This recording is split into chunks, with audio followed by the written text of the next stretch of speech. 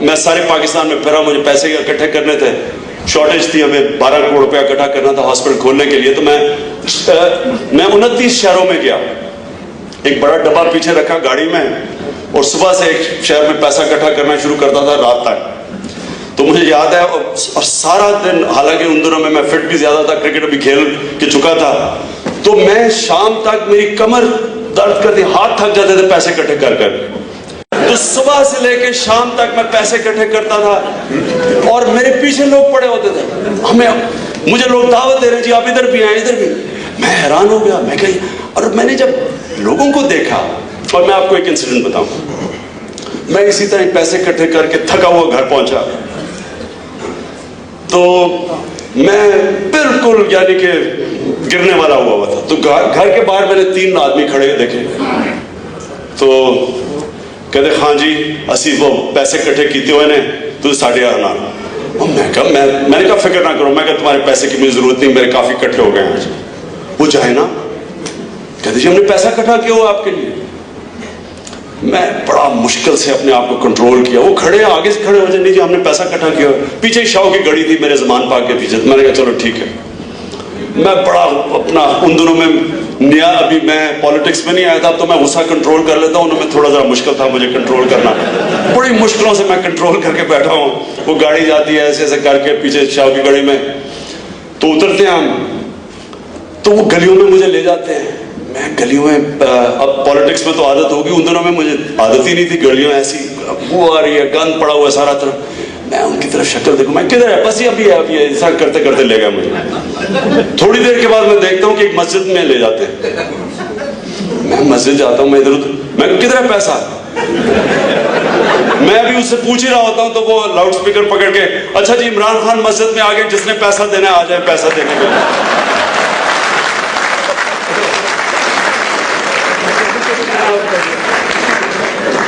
بڑا میرا برا حال, میں اب سوچوں کیا کروں اسے, بڑا کنٹرول الٹیمیٹ. تو تھوڑی دیر کے بعد, ابھی میں اس سے تھوڑی ذرا تلخی ہو ہی رہی ہوتی ہے, تو میں پیچھے دیکھتا ہوں کہ ساری مسجد بھر جاتی ہے.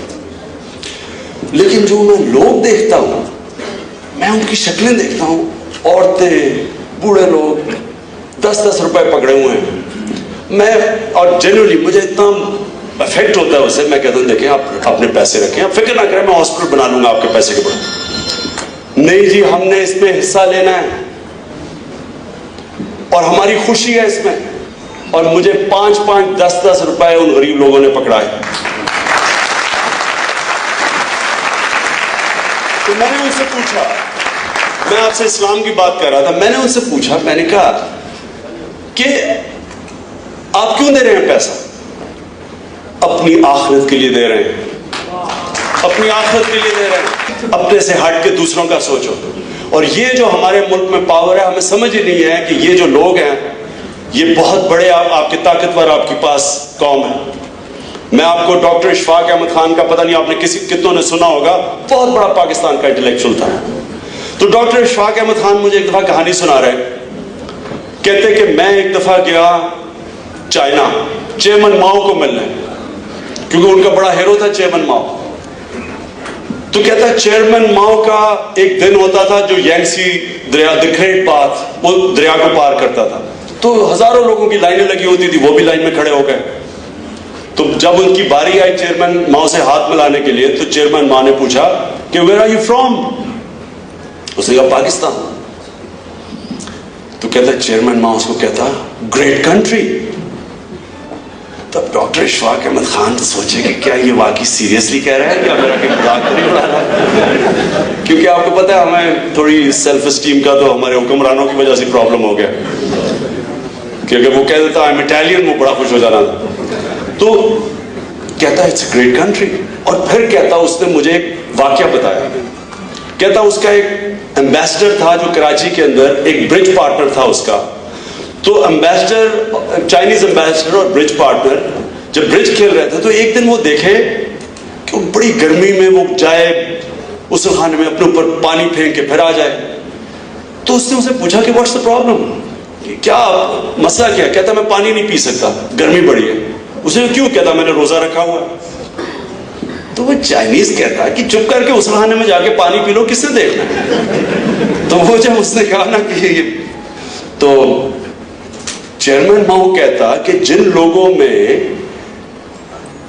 کسی ایک سپیریئر پاور کے لیے اس طرح کی سیلف ڈینائل ہے، یہ بڑی تکڑی قوم ہے، لیکن تمہیں ابھی نہیں پتا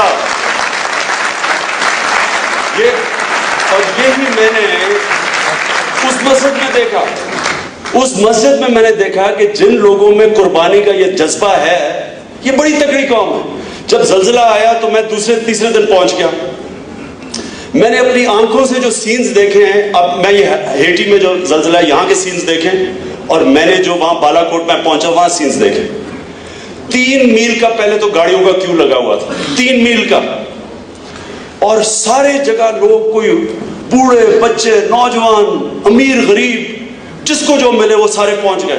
ایک گاڑی کے اندر مجھے یاد ہے سوزوکی کے اندر ایک آدمی کی صرف شکل نظر آ رہی تھی، باقی سامان سے بھری ہوئی تھی ساری سوزوکی، اور وہاں میں نے جو لوگوں کا جذبہ دیکھا، یہ جو لوٹ مار آپ دیکھ رہے ہیں یہ کہیں وہاں نہیں ہوئی۔ لوگ تحمل میں بیٹھے، لوگوں کے اندر ایک جذبہ تھا قربانی کا، جو لوگوں نے دل کھولا سارے۔ ہمیں جو وہاں حادثہ ہوا تھا، یہاں تو ایک شہر میں ہوا نا، وہاں تو اتنا اسپریڈ آؤٹ ایریا تھا، پہاڑی علاقے تھے، گاؤں تھے، تو جس طرح لوگوں کا جذبہ تھا، اور جتنی حکومت نہیں تھی اتنی زیادہ پبلک گئی تھی۔ تو یہ ہمارے پاس ایک بہت بڑی قوت ہے۔ یہ لوگ اگر جس وقت موبلائز ہو گئے، یہ آپ حیران ہوں گے کہ یہ لوگ کیا کیا پرفارم کر سکتے ہیں۔ اور میرا یہ ایمان ہے کہ انشاءاللہ یہ وہ پاکستان بنے گا جو کہ ایک ماڈل سٹیٹ بنے گی، ایک انشاءاللہ وہ سٹیٹ بنے گی جو ایک مثال بنے گی، ایک ڈیموکریسی بنے گی، جو نیچرلی پاکستانی ہمیں ٹالرنٹ لوگ ہیں۔ یہ کہنا کہ جی ہم اسلام ٹالرنٹ، لوگ ہمارے بڑے سخی ہیں، ہاسپٹیبل ہیں، اور یہی پاکستان انشاءاللہ ایک لیڈرشپ پرووائڈ کرے گا، ایک مثال بنے گا باقی مسلمان دنیا کو، فلاحی اسلامی ریاست بن کے۔